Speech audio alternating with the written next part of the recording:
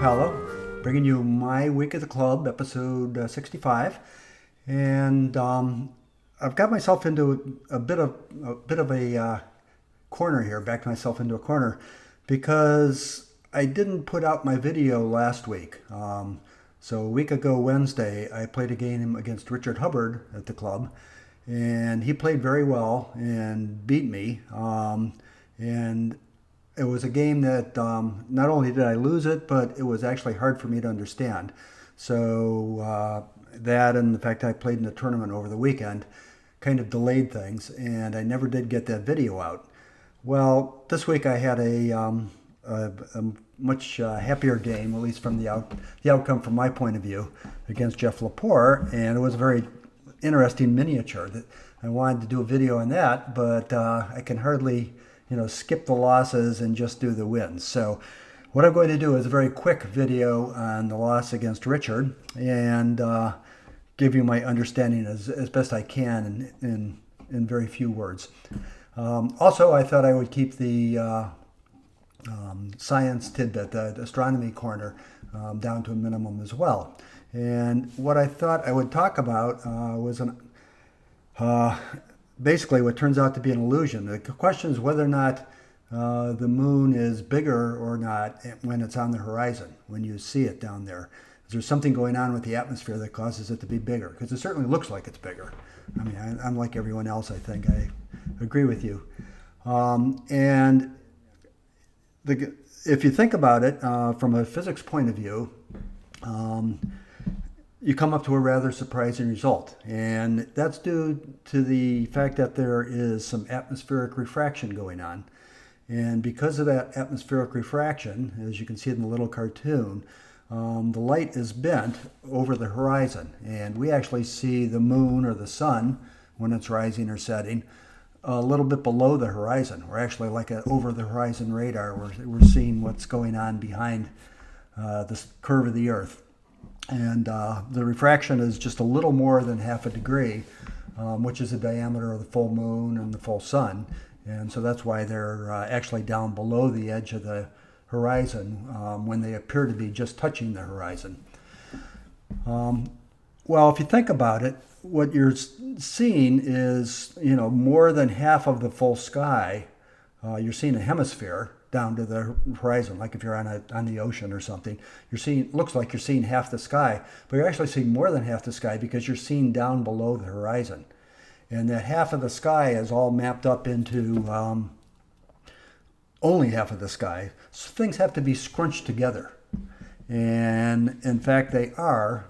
The refraction is more right at the horizon than it is a little bit above the horizon. So the moon, actually the height of the moon that it appears to your eye is actually smaller when it's on the horizon. It's not only not larger, it's not even the same size. It's the height of the moon is smaller. The width of it is just the same.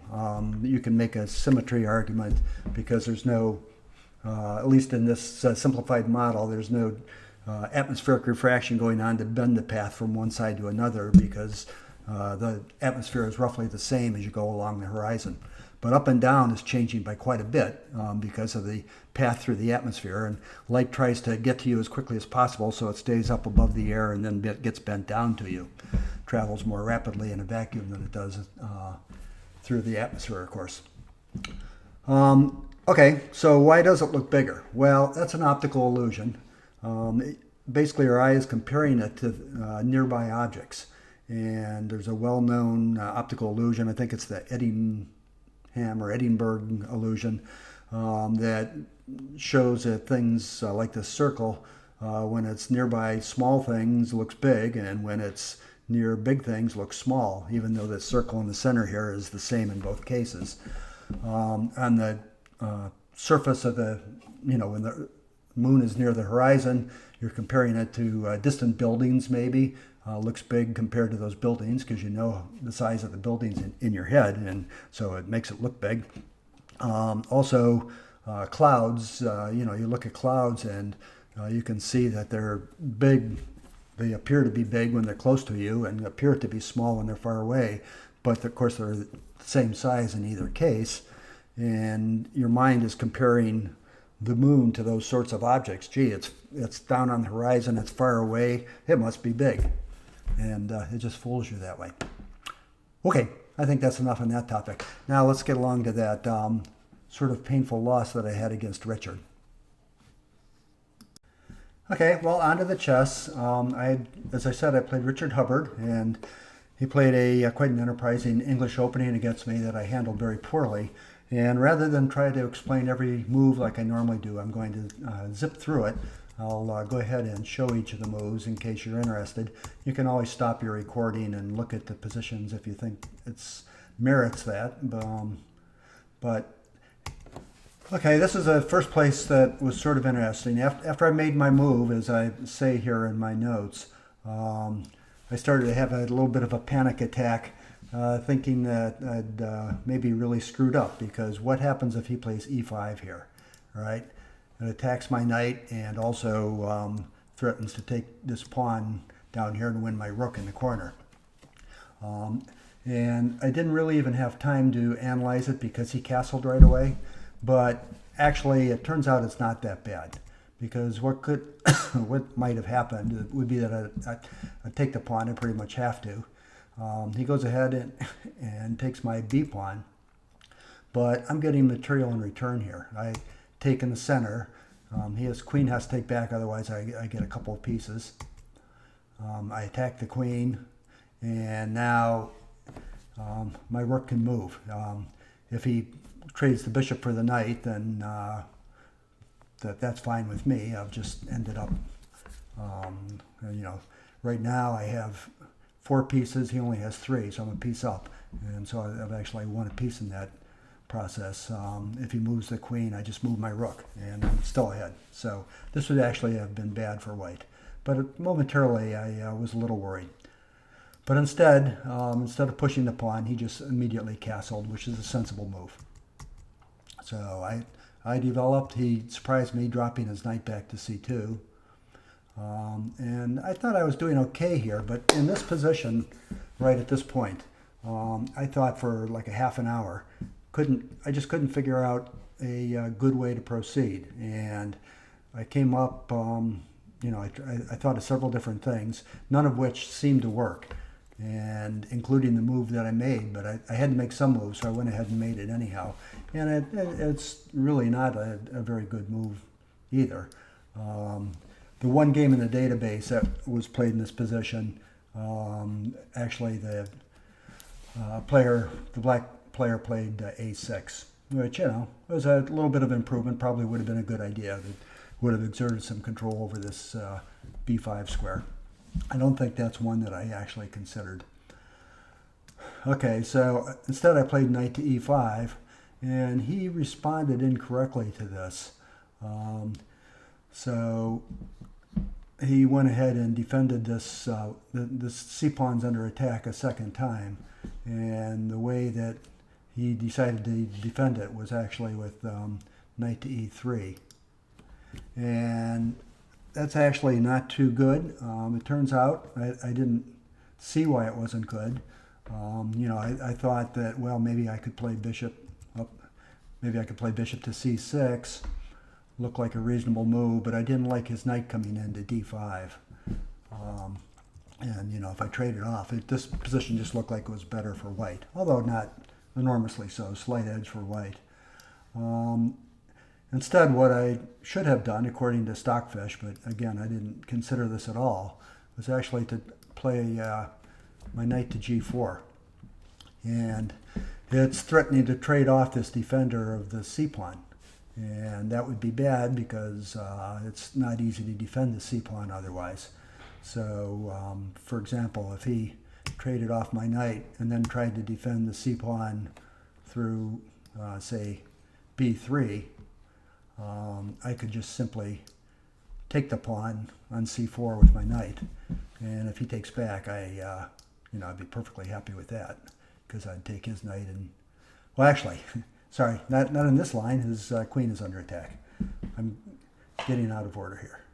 So after bishop g4, he would have to first, of course, win a tempo, chasing away my bishop, and my bishop would retreat, and then if he defended, with b3. That's a point that I could just go ahead and take his pawn because of the discovered attack on his knight. It wouldn't work for him.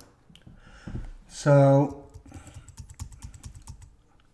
instead of that, I played e6, and when I did that, I did it with misgivings, principally because I realized that I was getting a very weak square here on d6. It's no longer defended by the pawn, and it's turned into kind of a Marazzi-bind Sicilian position, and I really didn't want to live with that long-term weakness. But I really didn't, since I didn't even consider that knight g4 move. That's what I ended up doing. He surprised me. He just went ahead and developed. I had time to get in. I was worried about his knight b5 move, so I had time to get in a6, which was good. But he has, an easy development, whereas I'm really cramped behind my pieces. And he's going to build up pressure on the d file. I got my queen off of that file. He maneuvered his knight so that he could bring it in. Now that I've taken over control of d5, he's redeploying the knight either through b4 or d4. One of these two squares he'll end up going to. So I reinforced the d file, and now he made the move that I was worried about. I didn't mention it, but back, in these sorts of positions, I was expecting him to play f4 because it's not White's move here, but let's say after that, he could have played an immediate f4 at that point and attacked in the center, and I'd drop back with my knight and try to hold on, stop this pawn duo. And when he played his rook to the center, I was actually happy because I figured f4 wasn't coming. Then a few moves later, he surprised me. I was actually surprised multiple times in this game, and that's not only not fun when you're surprised, but it's not usually a good sign, especially if they're reasonable moves in retrospect. Okay, so f4 is strong even without the rook behind it. My knight has to drop back, and now his knight came in and traded from my bishop. If I took at the rook, that wouldn't have worked well because of e5, and now he has a double attack. He's attacking my knight and also attacking my rook with his bishop. So that just to play it out quickly here, does not work well for me. I end up losing the exchange and just have a bad position. So instead, I have to take back with the pawn. And now I have weaknesses on the queen side. He comes with the knight, threatening to come in through b6. And I bring my knight over to stop that plan, but his bishop can immediately chase my rook off of defending my knight. I have to move it. He starts to double his rooks either on the c or the d file, kind of flexibly. And I try to start to improve my pawn structure, but I'm really unable to do it. But the hope was that at least if he doubles rooks on the d file, I'll be able to play my bishop to d4, which looked like a strong post. But of course he saw that and immediately challenged me along that diagonal. Now at this point, I make what seemed like a natural move to me. I played knight f6, but Stockfish, instead of knight f6, which it considers an error, the eval goes from +1 to +3, something like that, in White's favor. What it wanted me to do was actually play bishop d4 check, despite the fact that he has taken over control of the d4 square. And, I didn't even consider that because it loses a pawn. And the idea, though, is that I can try to stabilize things a little bit this way as rook drops back. I didn't, even if I had looked through this line to its completion, I don't think I would have chosen it because I'm a whole exchange and a pawn. Yeah, 6 pawns to 5. So exchange plus a pawn down. Actually, no, sorry. In this line, I'm not down the exchange. I'm just down a pawn. But it's a very serious pawn. It's a supported passed pawn. It'll have b pawn will soon be supporting this c pawn, and it should be enough to win. So, it's better than the game, because the problem with the game, which I didn't fully appreciate, is just that this makes his central onslaught too strong. The knight's a real target there in f6, of course, and he takes advantage of it immediately, pushes forward. I exchange, and I'm able to drop back and attack that pawn a few times, but it's adequately defended. And now he comes in and starts attacking on the queen side. So I have to move my rook, and he wins the a pawn. So I decided it was time to try to get some counterplay. So I got my queen out to the king side. And now in this position, after he just played the bishop here to b5, I have to do something about the knight. It's pinned to my rook. It really doesn't have any squares that it can go to. If it goes to b6 or something, he trades off the knight and then wins my rook, or wins the exchange rather. So the only move I can make, if I play my rook back to d8, his bishop can come here and chase my rook away, and then he's winning material. So the only thing I can do really is to defend with my rook on e7. It's not a move I wanted to make at all, because it's butt ugly, but that's kind of all I could see. Okay, so his rook has done the damage. Now he put it onto the e-file. It's not clear, if that's the strongest move here.